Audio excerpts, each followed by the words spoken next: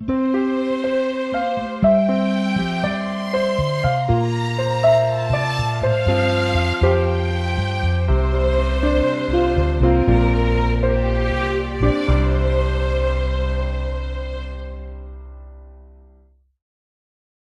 amigos, de nuevo estamos acá participando de esta escuela bíblica, la Biblia habla.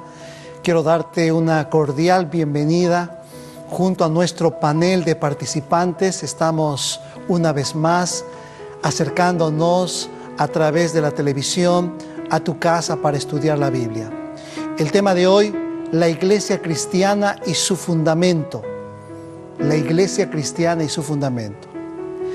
¿Qué dice la palabra de Dios acerca de su iglesia en la Biblia?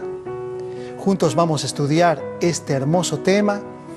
Pedimos que nos escribas o tú puedas tener, si tienes el deseo de bajar nuestro estudio, puedes entrar a nuestro correo electrónico o a nuestro sitio web que en algunos momentos va a aparecer en el monitor de tu pantalla.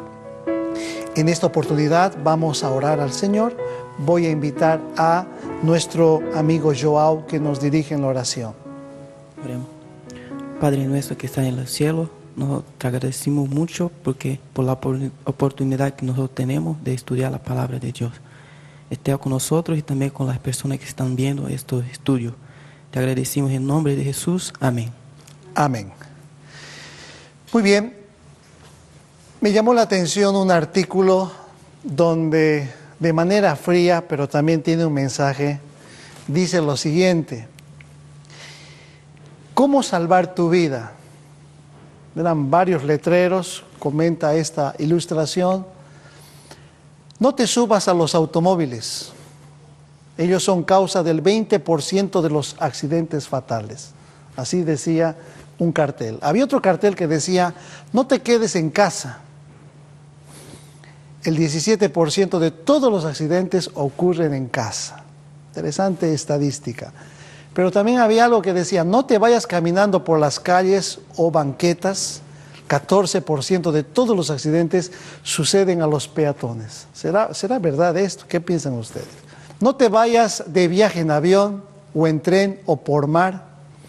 El 16% de todos los accidentes suceden de esta manera, ¿no? Así que viajar en tren, en avión, en barco. Pero sí ve a la iglesia, decía ese comentario, esos letreros. Solo el 0.01% de todas las muertes ocurren durante un servicio de adoración en la iglesia y estos están relacionados a desórdenes físicos previos. Fuera de ahí, el lugar más seguro es en la iglesia.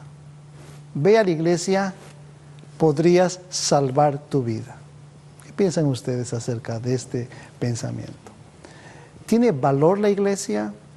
El Señor Jesús dio importancia a la iglesia. Y cuando hablo de iglesia, no solamente hablo de aspecto físico, hablo de la congregación, porque iglesia significa personas, adoradores. Una palabra muy importante. Vamos a ver a través de la Biblia, mis amigos, algunos textos muy importantes y una de las preguntas, ¿quién fundó la iglesia cristiana? Voy a comenzar con Cintia. ¿Quién es el fundador de la iglesia cristiana? Bueno, según lo que dice Mateo 16, 18, también te digo que tú eres Pedro y sobre esta roca edificaré mi iglesia. Las puertas de la muerte no prevalecerán contra ella. Muy bien. Según este pensamiento, ¿quién está hablando acá? Jesucristo. Jesucristo.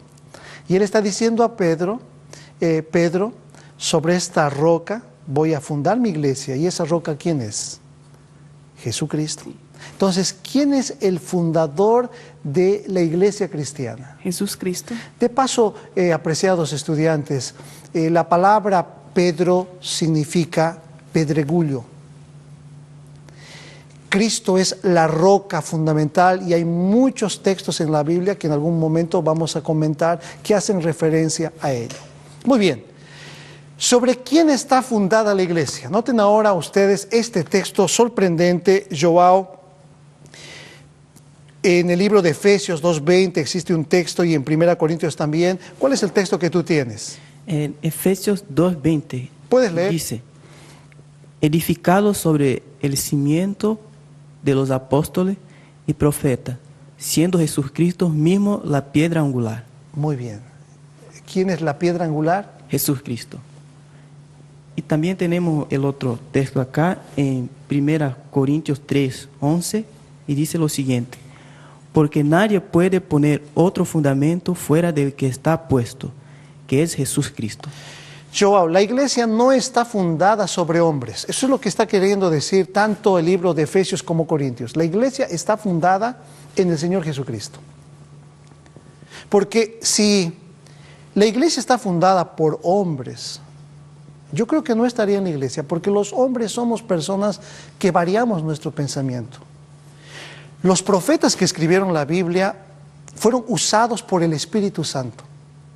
Sin el Espíritu Santo, todo lo que está escrito no sería válido.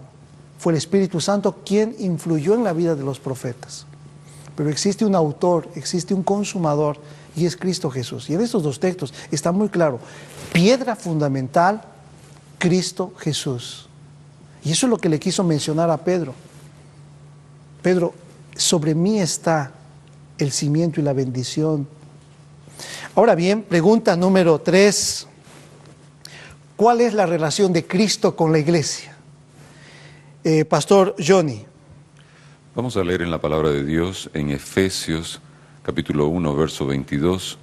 Dice, Dios sometió todas las cosas bajo sus pies y lo constituyó cabeza suprema de la iglesia. Si nosotros leemos en el verso 20 de Efesios 1, dice que ese poder Dios lo ejerció en Cristo. O sea que en este verso 22, a quien constituyó como cabeza fue a Jesucristo. Está muy claro. Cristo entonces es la cabeza de la iglesia. Y podemos leer también Colosenses 1:18, donde dice, Él es la cabeza del cuerpo que es la iglesia. Él es el principio, el primogénito de los muertos, para que en todo tenga la preeminencia. Aquí quedó más claro, ¿verdad, pastor? Ahora, volvemos a Efesios capítulo 5, verso 25, que hace una comparación muy bonita. Dice, maridos, amad a vuestras mujeres, así como Cristo amó a la iglesia y se entregó a sí mismo. Qué importante, ¿verdad, pastor? Jesucristo no solamente es la base donde se construye la fe, la doctrina, donde se construye la iglesia, sino que también es la cabeza y es el esposo de esa iglesia para conducir, para amar, para guiar. Mendelson, una pregunta. ¿Hace cuántos años conociste al Señor y aceptaste la iglesia de Dios? ¿Cómo fue esa experiencia en tu vida? Yo tuve el privilegio de conocer a Jesús desde mi niñez. Pero a los 10 años, al estudiar la palabra de Dios, al conocer la palabra por yo mismo, yo me entregué la vida a Jesús y hoy soy muy contento de participar del cuerpo de la iglesia de Jesús. Mendelson, tú estás estudiando teología. ¿Cómo es esa experiencia que tú tienes con el Señor desde ese ángulo del estudio de la palabra de Dios? ¿Qué te llama la atención del estudio de la teología? Yo siempre me ha gustado estudiar la Biblia. Yo puedo ver la verdad que se encuentra en ella y yo me apasiono por ella. Yo veo un Jesús que me ama, un Jesús que quiere salvarme, que quiere me dar todo lo que por mí mismo no puedo tener, por yo mismo, ¿no? Yo estoy apasionado por Jesús, por eso quiero aprender más de la Biblia, de sus verdades y predicarlo al mundo. Gracias. Qué importante el hecho de comprender y entender al Señor a través de su iglesia, mis amigos. Hay otra pregunta, ¿quiénes son los dirigentes espirituales de la iglesia? Si bien existe una cabeza, pero existen también dirigentes, Ángela. Sí, existen dirigentes y podemos leer en el primer verso que cita aquí, Efesios 4, 11 y 12. Tenemos, Él mismo dio a unos el ser apóstoles, a otros profetas, a otros evangelistas y a otros pastores y maestros, a fin de perfeccionar a los santos para desempeñar su ministerio para la edificación del cuerpo de Cristo. Muy bien, acá entonces en ese pensamiento de Efesios. Sí, tenemos pastores, evangelistas. Muy bien, el Señor entonces constituyó diferentes personas para participar de las actividades en favor de la iglesia, ancianos, líderes, y a través de dones espirituales, porque muchos de nuestros líderes de la iglesia tienen cualidades para poder servir. Juan. También en Hechos capítulo 14, versículo 23, nos enseña la Biblia, Pablo y Bernabé nombraron ancianos en cada iglesia y habiendo orado con ayuno, los encomendaron al Señor en quien habían creído. Muy bien, aquí se menciona a quiénes, los ancianos. Ancianos. Que son líderes espirituales que también coordinan las actividades de la iglesia según la palabra de Dios. ¿Hay algún grupo de personas más? Sí, en 1 Timoteo 3, 8 a 9 dice, los diáconos también deben ser respetables, sin doblez, que mantengan el ministerio de la fe con limpia conciencia. Muy bien, aquí se menciona entonces a los diáconos. Solo para recordar, la Biblia habla de pastores, habla de evangelistas, habla de diáconos, habla de ancianos, como un equipo importante en la predicación y acompañar a la iglesia. Ahora bien, otra pregunta yo tengo para Juan. ¿Cómo se llaman entre sí los fieles? Aquí entramos todos, pero vosotros no querráis que os llamen rabí, porque uno es nuestro maestro y todos sois hermanos. Muy bien, o sea que no hay que sentirse incómodo cuando te dicen, hola hermano, ¿no? Cuando te dicen hermano, ¿cómo te sientes? En la iglesia, ¿no? Porque en la calle muchas veces que alguien te diga hermano, tú te sientes extraño. Yo no soy tu hermano, yo tengo mi hermano, mi hermana. Entonces, en la iglesia, mis amigos, cuando usted entra, le van a decir, hola hermano, ¿cómo estás? Porque es una palabra que salió del lexo del Señor Jesucristo. Hermandad es sinónimo de confraternización. ¿Está correcto? Muy bien. Pregunta número 6, ¿cómo debe gobernarse la iglesia? ¿Hay algunos principios importantes, Sonia? En Hechos 6, versículo 2 nos dice, entonces los 12 convocaron a la multitud de los discípulos y dijeron, no es justo que nosotros dejemos la palabra de Dios para servir a las mesas. Y los versículos que siguen a continuación nos están diciendo que se buscaron otras personas para hacer estas actividades. O sea, en la iglesia tenemos muchas actividades para hacer.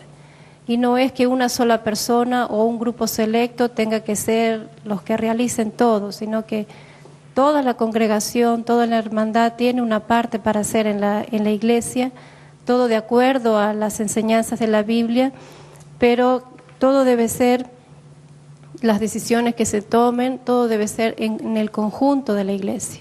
Siempre, claro, teniendo en cuenta que se ajuste a lo que la Biblia dice, ¿verdad?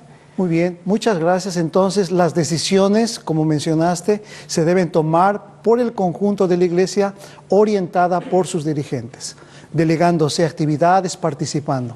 En mi ministerio, pocas veces he encontrado hermanos que me dicen así, Pastor Rivero, me he bautizado, soy nuevo en la iglesia, ¿qué quiere que yo haga hoy? ¿Qué puedo hacer por la iglesia? Siempre nosotros esperamos que nos busquen y nos digan, pero pocas veces he escuchado personas que, y ahora que estoy en la iglesia, ¿qué puedo hacer por el Señor? Porque en la iglesia se puede hacer mucho por el Señor. Muy bien, pregunta número 7. ¿Cuáles son algunas de las ceremonias y ritos de la iglesia? Si podemos mencionar, hay muchos textos que ustedes, nuestros amigos, pueden encontrar en su hoja de estudio, pero brevemente me gustaría con el grupo responder, leer quizás una porción de la Biblia para mencionar algunos de los ritos importantes que enseña la iglesia. Joao, Mateo 19, 5 y 6, ¿qué se destaca allí? Por eso dejará el hombre a su padre y su madre, y se unirá a su esposa, y los dos serán una sola carne. Así ya no son dos, sino una sola carne. Por tanto, lo que Dios unió, no la separe el hombre. Muy bien, la iglesia tiene una ceremonia importante. ¿Cuál es la ceremonia importante? El matrimonio, pastor. Joao, ¿cuántos años eres casado? 5 años. 5 años. Entonces, la institución del matrimonio es una institución dada por el Señor. ¿Qué más? Cintia, Mateo 19, 13 y 15. Mateo 19, 13 dice, entonces trajeron unos niños a Jesús para que les impusiera las manos y orara por ellos. Y él puso sus manos sobre ellos y partió de ahí. ¿Qué ceremonia es importante en la iglesia? La bendición de los niños. La bendición, la dedicación de los niños. Según la palabra de Dios, a un niño no se lo bautiza. Aquí el Señor está hablando que se lo tocaba en la cabecita, se lo bendecía, ¿no? Es un principio importante que el Señor enseñó. Sí, presentarlos a Jesús. Presentarlos a Jesús. Correctamente. Igor, Santiago 5:14, ¿qué rito o ceremonia presenta la Biblia? Ahí dice que está algún enfermo entre vosotros, llámalo a los ancianos de la iglesia y oren por él, ungiéndolo con aceite en el nombre del Señor Jesús. Muy bien, cuando alguien está enfermo, ¿qué tiene que solicitar esta persona que está enferma? Ungimiento. El ungimiento es otra ceremonia importante de reconciliación del enfermo con Dios. Juan, ¿algún otro rito o ceremonia? Sí, pastor. Hechos 6, versículo 6. A estos presentaron ante los apóstoles, quienes orando les impusieron las manos. Entonces, el rito de la imposición de manos. Especialmente la palabra de Dios afirma a los ancianos y diáconos que eran impuestos para apartarlos para el trabajo de la iglesia. Exactamente. Los pastores también, sin duda, están en ello. Ángela, ¿algún otro rito, ceremonia importante? Sí, hay un rito muy importante y especial en la Biblia que nosotros seguimos, que está en Juan 13. Si después todos pueden leer ese capítulo, está hablando de que cuando Cristo lava los pies de los discípulos y nos deja ese ejemplo, ¿no, pastor? De que nosotros también debemos seguir. Él dice aquí, vosotros me llamáis maestro y señor, y decís bien porque lo soy. Pues si yo, el Señor y el Maestro, he lavado vuestros pies, vosotros también debéis lavar los pies unos de los otros. Entonces el rito de la humildad, de lavapiés antes de la Santa Cena. Muy bien, la Santa Cena es un rito muy importante que está escrito en la palabra de Dios, válido en nuestra relación y comunión con Dios. Pastor Johnny. En 1 Corintios, capítulo 11, los versos 23 al 26, hablan explícitamente de la ceremonia de la Santa Cena, que en algunos lugares es llamado de Eucaristía, ¿cierto? Y Jesucristo aquí dice, tomad, comed, esto es mi cuerpo, que por vosotros es partido, haced esto en memoria de mí. Luego el verso 25 dice, después de haber cenado, tomó la copa y dijo, esta copa es el nuevo pacto en mi sangre. Cada vez que bebáis, bebedla en memoria de mí. Está dándole el sentido a lo que ahora sería la Santa Cena. En aquel momento, para todos, era aquella cena pascual, ¿no? Pero en ese momento, para él, es como quien dice una renovación del pacto con el hombre.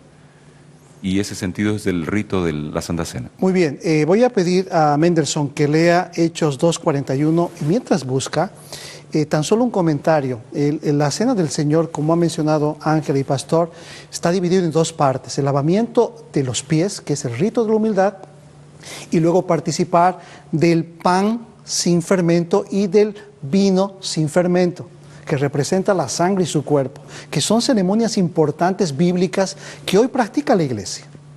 Pero hay una ceremonia importante que es mencionada en Hechos 2:41. Sí, pastor, una ceremonia muy importante que dice así, así los que recibieron su palabra fueron bautizados y se les unieron en este día como 3,000 personas. El bautismo, está hablando del bautismo a las personas que se unen a la iglesia por este rito, ¿no? Muy bien, qué importante, estamos aprendiendo, seguramente ustedes están acrecentando su conocimiento en la Biblia. Y vamos a las últimas preguntas. ¿Qué relación tiene la iglesia con la verdad, Igor? Bueno, pastor, aquí dice en 1 Timoteo 3:15 que dice así: y si tardo, para que sepas cómo conducirte en la casa de Dios, que es la iglesia del Dios vivo, columna y baluarte de la verdad. Entonces, la iglesia mantiene perfecta unidad Sí. en sus doctrinas, en sus enseñanzas, no por hombres, sino porque el Señor así lo mostró. Muy bien, y ahora, Mendelson, ¿cuál es la misión de la iglesia en este tiempo? Sí, pastor, cuando Jesús estuvo acá, Él dejó una misión para la iglesia.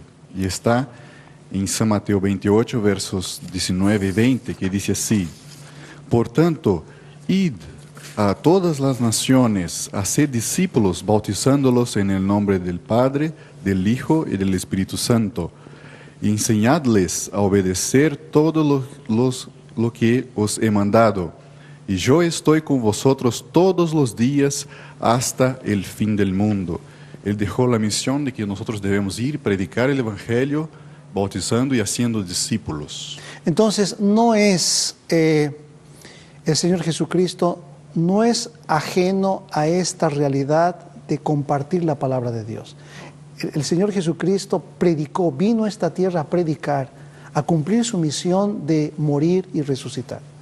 Él esparció el mensaje a todo el mundo, quiere que todos sean salvos. Entonces, la misión de predicar el Evangelio no es solamente de pastores, ancianos, diáconos o líderes. Es interesante que el texto que hemos leído, la predicación fue encomendada a todos nosotros, a través de nuestros dones y talentos. Por lo tanto, tenemos una responsabilidad. No nos bautizamos o pertenecemos a una iglesia, amigos, solo por tener un eslogan. Pertenecemos a una iglesia y participamos de las actividades porque el Señor nos lavó con su sangre y eso nos da el privilegio de compartir y facilitar la predicación del Evangelio a través de nuestros dones y talentos. Profesora Sonia, ¿cuál es el ideal de Cristo para su iglesia? ¿Cuál es el sueño del Señor para esta iglesia? Busquemos en la Biblia, en Efesios 5, 25 al 27 dice: maridos, amad a vuestras mujeres, así como Cristo amó a la iglesia y se entregó a sí mismo por ella, para santificarla, habiéndola purificado en el lavamiento del agua por la palabra, a fin de presentársela a sí mismo una iglesia gloriosa, que no tuviese mancha, ni arruga, ni cosa semejante, sino que fuese santa y sin mancha. Acá vemos que la iglesia es el objeto de amor de Jesucristo, como dice acá la Biblia, y lo que Él desea, el ideal que Él tiene para la iglesia es que la iglesia sea santa, gloriosa y sin mancha. En otras palabras, que sea perfecta. Un pastor mencionaba en una oportunidad que la palabra perfección también es sinónimo de madurez. Cada día estamos creciendo, así como un bebito va madurando, estamos creciendo y madurando en la iglesia, aprendiendo, entendiendo. Nunca nos debemos cansar de aprender en la iglesia o aburrirnos. La iglesia tiene una bendición muy grande, como presentábamos en nuestra ilustración. Yo conocí a un muchacho hippie, esos muchachos con pelos largos, ropa oscura, que asistía a la iglesia. Siempre venía con la camisa así abierta, una persona muy arrogante, muy orgullosa.